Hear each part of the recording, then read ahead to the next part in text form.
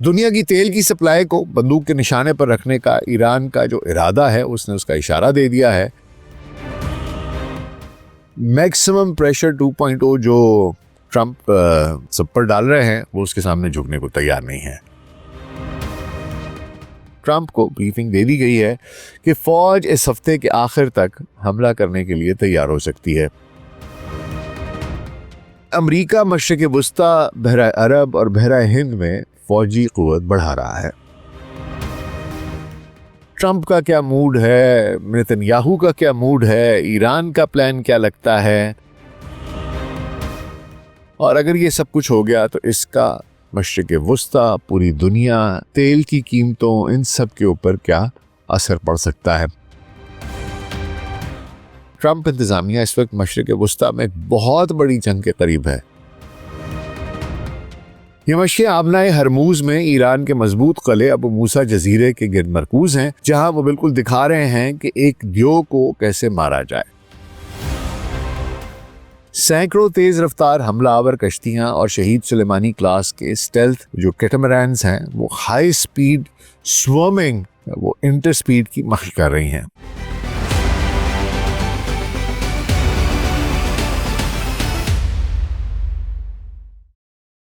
Global Sach podcast doctor Nasir भाई के साथ आपकी खिदमत में हाजिर हैं जी। अस्सलाम वालेकुम। ईरान में एक एहतजाजी लहर उठी गुज़िश्ता साल के आखिरी माह में, जो बढ़ती गई और बाद में ये मालूम हुआ कि उसमें मुसाद का, CIA का और दीगर एजेंसीज का हाथ था। कुछ ज़ाहिर सी बात है, ईरान के अपने मामलात भी बहुत से इतने अरसे से सैंक्शंस लगी हुई थी और रजीम जो इस्लामिक है उसके भी बहुत से मामलात थे। इसके बाद हमने देखा कि एकदम से अमेरिका और इसराइल, उनका खरगोश तुम पे खड़ा हो जाता है और वो कहते हैं कि जनाब हम तो आप पर हमला करना चाहते हैं, और अमेरिका अपना USS इब्राहिम इलाके में ले आता है और अपने जहाज ले आता है और अपनी एयर बेसिस और बाकी चीज़ों को एक्टिवेट कर देता है। और साथ साथ जो कुछ भी हो रहा है उसमें नेतन्याहू कुछ पढ़ के ट्रंप के कान में फूंके मार रहा है। अब ये सारी की सारी कहानी एक तरफ को चल रही है और दूसरी तरफ ओमान इस सालसी की पेशकश करता है। बिलवास्ता मुज़ाकरात होते हैं। बिलवास्ता मुज़ाकरात भी ये भी किस तरीके से हैं कि हम दो फरीक हैं, अगर मेरा आपसे कोई झगड़ा है तो मैं आपसे बात ना करूं, हम एक सालिस मुकर्रर कर लें और मैं भी उसी से बात करूं और आप भी उसी से बात करें। तो जो मुझे थोड़ा बचकाना भी लगता है, लेकिन बहरहाल अगर नताइज मिल सकें तो क्यों नहीं। तो इनका मुज़ाकरात का हुजूर पहला दौर जो है वो 6 फरवरी को ओमान में होता है, जो नतीजा खेज साबित नहीं होता। फरीक़ैन लेकिन मुज़ाकरात जारी रखने का इरादा करते हैं। ऐसे में मुज़ाकरात का दूसरा दौर 17 फरवरी को जनीवा में होता है। अमेरिका और ईरान दोनों अपने पत्ते बड़े कमाल एतमाद के साथ खेलते दिखाई देते हैं। अमेरिका जो ट्रंप की क़यादत में ग्लोबल बुली की तरह बिहेव करता रहा है, ईरान उससे आंखों में आंखें डालकर एक बराबरी की सतह पर गुफ्तगू करता है। मुज़ाकरात में सिर्फ और सिर्फ घुटने टेक कर सब कुछ प्लेट में रखकर पेश करने की बात नहीं करता, बल्कि कुछ लो और कुछ दो की बात करता है। दबाव को सिरे से मुस्तरद करता है और विन विन सिचुएशन क्रिएट करने की बातें करता है। यानी वो बात ये करता है कि हुजूर जौहरी सलाहियत पर बात करते हो, जरूर करेंगे। तुम माशी पाबंदियां उठाओ, हम बात कर लेते हैं। आओ हमारे साथ मिलकर कारोबार करो, बात कर लेते हैं। दूसरी तरफ मार्को रूबियो एक तरफ तो पुरअमन हल को तरजीह, उसको कहता है कि हम उसको तरजीह देंगे, उसकी बात करता है, तो दूसरी जानिब एक और बहरी बेड़ा इलाके में भेजा जाता है। ऐसे में बातचीत का ये दौर कहते ये हैं जनाब कि इसमें मजीद पेशरफ्त हुई है, और ऐसा नहीं है कि कुछ जिस तरह पिछली दफा तो कुछ भी नहीं हुआ था, इस दफा कहते हैं कि हालांकि it's very far away from what they desired, लेकिन फिर भी दे सही कि हमने कुछ ना कुछ हासिल जरूर किया है, कुछ एक पेशरफ्त जरूर हुई है। लेकिन अमेरिका मशरिक़ वुस्ता, बहरा अरब और बहरा हिंद में फौजी कुव्वत बढ़ा रहा है। अमेरिका के कितने एसेट्स मशरिक़ वुस्ता में इस वक्त मौजूद हैं, कितने मशरिक़ी यूरोप में मौजूद हैं, ट्रंप का क्या मूड है, नेतन्याहू का क्या मूड है, ईरान का प्लान क्या लगता है, और अगर ये सब कुछ हो गया तो इसका मशरिक़ वुस्ता, पूरी दुनिया, तेल की कीमतों, इन सब के ऊपर क्या असर पड़ सकता है। आज इस सब पर बात करेंगे और आखिर पे एक मुख्तसर सा तज्जिया। तो हुजूर अगले 10 से 15 मिनट के लिए ध्यान ज़रा इधर, और अगर हमारा कंटेंट पसंद आ रहा हो तो वीडियो को लाइक और चैनल को सब्सक्राइब कर दीजिएगा। अमेरिका मशरिकी यूरोप और मशरिक़ वुस्ता में फौजी असासे बढ़ाता जा रहा है, जिसमें लड़ाका तैयारे और ईंधन भरने वाले टैंकर्स शामिल हैं। इससे क़यास आराइयां बढ़ रही हैं कि सदर डोनाल्ड ट्रंप ईरान के साथ जंग की तरफ बढ़ रहे हैं। हालात हालिया बातचीत में हालांकि कुछ पेशरफ्ती हुई है जो देखी गई है। व्हाइट हाउस में कौमी सलामती के इजलास के बाद कई अमरीकी मीडिया इदारे बशमूल CNN और बाकियों ने रिपोर्ट किया है जनाब कि ट्रंप को ब्रीफिंग दे दी गई है कि फौज इस हफ्ते के आखिर तक हमला करने के लिए तैयार हो सकती है, अगरचे सदर ने अभी कोई हतमी फैसला नहीं किया। ट्रंप ने दूसरी जानिब अगर तो बरतानी वजीर आजम कियर स्टारमर को उनकी तो उन्होंने एक दफ़ा तबीयत सेट कर दी है और उनको फिर खबरदार किया है कि जनाब वो बहरा हिंद के जजीरे डीगो गार्शिया को मॉरिशस के हवाले हरगिज़ ना करें। उनका कहना है कि जनाब अगर इस्लामी जमहूरिया जो है इस्लामिक रिपब्लिक ऑफ ईरान वो डील ना करे तो अमेरिका को ईरानी हमलों से बचाव के लिए इस जजीरे और इसकी एयर बेसिस की ज़रूरत पड़ सकती है। एक छोटा सा जजीरा है जिसपे सिवाय इस बेस के और कुछ नहीं है, और ये अमेरिका चाहता है कि जनाब उनको ना दिया जाए, और ये मॉरिशस को, और ये बेसिकली है बरतानिया का। तो ये उन्होंने क्लास ले ली है जनाब कियर स्टारमर की, और वो कहते हैं जनाब कि आप इसको उनको मत दीजिए। लेकिन ये सारी चीज़ें किधर को जा रही हैं, और इस सब ये जो पेशरफ्त हो रही है इन सब का इंकशाफ उस वक्त हुआ है जब व्हाइट हाउस की प्रेस सेक्रेटरी जो कैरोलिन लेविट हैं, उन्होंने कहा कि ईरान के खिलाफ हमले की हमारे पास बहुत से जवाब मौजूद हैं, लेकिन सदर की पहली तरजीह हमेशा सफारतकारी रही है। फ्लाइट ट्रेनिंग डेटा से ये पता चलता है कि दर्जनों फौजी तैयारे जिनमें ईंधन भरने वाले टैंकर्स भी शामिल हैं बरआज़म अमेरिका से मशरिक की तरफ रवाना हुए हैं या यूरोप से गुजरे हैं, और बुध की रात वॉशिंगटन टाइम तक जो है उस इलाके में फौजी जमा होने का सिलसिला तब तक जारी था। आप इसका अंदाज़ा इस बात से लगा सकते हैं कि मशहूर ट्रेनिंग साइट जो फ्लाइट रडार 24 है जो जहाज़ों को ट्रैक करती है, उसने बताया कि एक वक्त पर इसकी सबसे ज़्यादा ट्रैक की जाने वाली परवाज़ें अमेरिकन एयरफोर्स की बोइंग KC-135 जो स्ट्रेटो टैंकर थे वो थे, जो हवा में दूसरे तैयारों को ईंधन भरते हैं। तो you can imagine the kind of build up they are having in Middle East. Record से ये भी पता चलता है कि एक ऐसी परवाज़ मंगल की रात टेम्पा फ्लोरिडा से सोफिया बल्गारिया के लिए रवाना हुई। इंग्लैंड के मिल्टन हॉल एयरफोर्स बेस के आसपास भी बहुत ज़्यादा सरगर्मी देखी गई है, जो अमेरिका का अहम फौजी मरकज़ है। अमेरिकी न्यूज़ वेबसाइट एक्सियस उसने रिपोर्ट किया है कि अगले 24 घंटों में इलाके की तरफ मजीद 50 लड़ाका तैयारे जो हैं वो भेजे जा रहे हैं, और इसके नुमाया खारजा पॉलिसी के नामा निगार हैं ब्राक रेबर्ट। वो ट्रंप के बड़े करीबी हैं और उनके साथ बराह रास्त राब्ते में रहते हैं। उन्होंने ये रिपोर्ट किया है कि ट्रंप इंतज़ामिया इस वक्त मशरिक़ वुस्ता में एक बहुत बड़ी जंग के करीब है, इतना करीब जितना कि कोई अमरीकी नहीं समझता।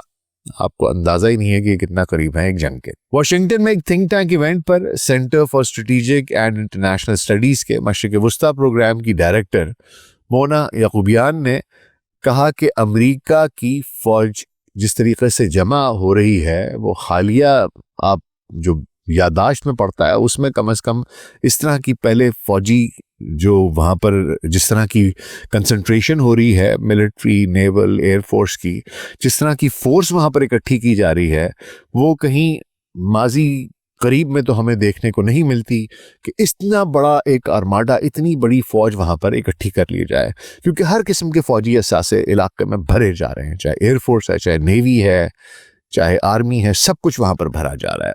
और USS अब्राहम लिंकन जो है एयरक्राफ्ट कैरियर पहले इलाके में मौजूद है, और BBC ने सैटेलाइट तस्वीर से इसे ओमान के साहिल के करीब बहरा अरब में ट्रैक किया है।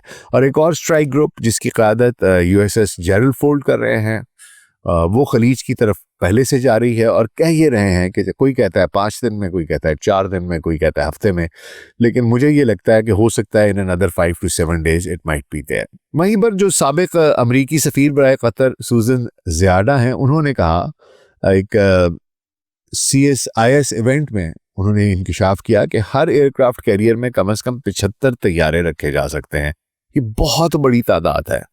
जिस तरह की ये सारी कलेक्शन की जा रही, जिस तरीके से फोर्स यहाँ पर जमा की जा रही है, हालांकि हफ्ते को जो जेनेवा में अमेरिका और ईरान के दरमियान बिलवास्ता बातचीत हुई है उसमें सालिसी जिसकी ओमान ने की, मैंने आपको बताया, अमेरिका की तरफ से ट्रंप के खुसूसी एलची स्टीव विटकॉफ, उनके दामाद जेरेड कुशनर वहां पर थे और अब्बास अरागची गए थे ईरान की तरफ से। दोनों फरीकों ने इस बात का इशारा दिया कि जनाब पेशरफ्त हुई है। ईरान ने कहा कि गाइडिंग प्रिंसिपल्स पर इत्तेफाक हुआ है और अमरीकी एहलकार जो हैं उन्होंने कहा कि ईरानी अगले 2 हफ्तों में तफसीली तजावीज़ पेश करेंगे। तो अब हमें समझ नहीं आती, और तजियाकार जो हैं उन्होंने एक चीज़ लेकिन नोट की है कि जून में भी पिछले साल जब ट्रंप ने ईरान के जौहरी मराकज़ पर बमबारी की थी, तो उससे सिर्फ 2 दिन पहले तक उन्होंने 2 हफ्तों में कहा था कि मैं फैसला करूंगा कि मैं करना है कि नहीं करना, और फिर एकदम से उन्होंने अटैक कर दिया था और कहा उन्होंने 2 हफ्तों का था। तो शायद वो कहते कुछ हैं और ये भी शायद उनकी एक टैक्टिक्स है कि मैं एंगेज करके रखूं और इनको ऐसा ही लगे कि नहीं ये तो हम पर अटैक नहीं करेंगे और मैं अटैक कर दूं। बुध को प्रेस ब्रीफिंग में वहीं पर दूसरी जानिब लेविट जो हैं उन्होंने कहा कि जेनीवा में कुछ पेशरफ्त हुई है लेकिन दोनों फरीक कुछ मसाइल पर बहुत दूर हैं। सदर सूरत हाल देखते रहेंगे। उन्होंने सहाफ़ियों से कहा कि ईरान के खिलाफ हमले के बहुत से जवाज़ और दलाइल दिए जा सकते हैं। सदर ने हमेशा वाजे किया है कि सफारतकारी उनकी पहली ऑप्शन है और ईरान के लिए डील करना बहुत दानिशमंदाना होगा। वो बहुत से लोगों से बात कर रहे हैं, सबसे पहले अपनी कौमी सलामती टीम से। ये वो चीज़ है जिसे सदर संजीदगी से लेते हैं। ये तो अमेरिका का मूड है जनाब। और अगर दूसरी तरफ ईरान की बात करूं तो तेहरान ने दिहाइयों की लड़ाइयों, झड़पों के बाद और स्टैंड ऑफ्स के बाद अगर कोई सबक सीखा है तो वो ये है कि सफारतकारी बगैर हार्ड फोर्स के बिल्कुल बेकार है। जैसे ही ईरान के अब्बास अरागची जेनेवा में अमेरिका के एलचियों स्टीव विटकॉफ और जेरेड कुशनर के साथ आला सतह की बातचीत के लिए पहुंचे थे, ईरान ने इस बात को यकीनी बनाया था कि वो कमजोर दिखाई ना दे। इसके साथ साथ IRGC ने स्मार्ट कंट्रोल ड्रिल्स शुरू कर दी थी उसी वक्त, जो गैर मुतनासिब बहरी धमकी का एक शानदार नमूना है। ये मशक़ें आबनाए हरमूज में ईरान के मजबूत किले अबू मूसा जजीरे के गिर्द मरकूज हैं, जहां वो बिल्कुल दिखा रहे हैं कि एक दियो को कैसे मारा जाए। सैकड़ों तेज रफ्तार हमलावर कश्तियां और शहीद सुलेमानी क्लास के स्टेल्थ जो कैटामरान्स हैं वो हाई स्पीड स्वर्मिंग, वो इंटर स्पीड की मशक़ कर रही हैं। और इनका हदफ क्या है? इनका ये है कि जनाब खुदकुश ड्रोन्स जो हैं उनको लहरों में साहिल से जहाज तक वो गादर मिसाइलों के साथ मरबूत करके अमेरिका के बहरी बेड़े के जो उसके एजिस दिफाई निज़ाम है उसको किसी तरीके से ये जैम कर दें, उसको नाकारा कर दें, और जिसकी क़यादत ये USS अब्राहम लिंकन कर रहा है। एक सोची समझी हिकमत अमली है। दुनिया की तेल की सप्लाई को बंदूक के निशाने पर रखने का ईरान का जो इरादा है उसने उसका इशारा दे दिया है। मैक्सिमम प्रेशर 2.0 जो ट्रंप सब पर डाल रहे हैं वो उसके सामने झुकने को तैयार नहीं है। इसराइल के नेतन्याहू की तरफ से ईरान के जौहरी प्रोग्राम के मुकम्मल खात्मे का मुतालबा करने के साथ तेहरान आबनाए हरमूज पर अपनी गिरफ्त का इस्तेमाल करके यकीनी बना रहा है कि कोई भी मुआहिदा बाहमी रियायत का होगा, ना कि वो हथियार डालेगा जैसे कि दुनिया सांस रोककर इंतजार कर रही है कि लो जी अभी गया कि अभी गया। आखिर में हुजूर एक मुख्तसर सा तज्जिया। ईरान के सुप्रीम लीडर अली खामनाई ने एक बड़ी जज्बाती किस्म की तकरीर की है, ईमान अफरोज किस्म की तकरीर की है, जिसमें कि उन्होंने कहा है कि उनका बार बार मुझे बताते हो, बार बार हमें बताते हो कि उनका इतना बड़ा बहरी बेड़ा वहां पर खड़ा है, बार बार बताते हो कि उनके इतने फौजी आ गए, बार बार कहते हो इतने जहाज हैं, इतने टैंकर हैं। वो कहते हैं क्यों बता रहे हो मुझे? वह बड़ी बड़ी फौजें, कभी फौज का बड़ा या छोटा होना भी जीतने या हारने के साथ मंसूब हुआ है। कहते बाज का छोटी छोटी फौजें बड़ी बड़ी फौजों को नाको चने चबा देती हैं। और फिर ये बातें वो जज्बाती तौर पर नहीं कर रहे। आप में हरमूज पर उनका कंट्रोल है। दुनिया का 25% लिक्विड गैस वहां से गुजरती है, सऊदी अरब की पेट्रोल वहां से गुजरता है, हर कोई वहां पर फंसा हुआ है। और फिर जिस तरीके से उन्होंने स्मार्ट कंट्रोल आबना हरमूज का करने का वो जो उनका पूरे का पूरा प्लान है, किस तरीके से सरफेस टू सी मिसाइल उन्होंने मारने हैं, किस तरीके से उन्हें वो प्रॉपर तरीके से अपनी ड्रिल कर रहे हैं। दूसरी जानिब लेकिन अमेरिका भी वो बढ़ाता जा रहा है सारी की सारी। हुजूर बात यह है, मैं दो बातों में बात करूंगा, लेकिन हुजूर मामला कुछ यूं है कि ट्रंप,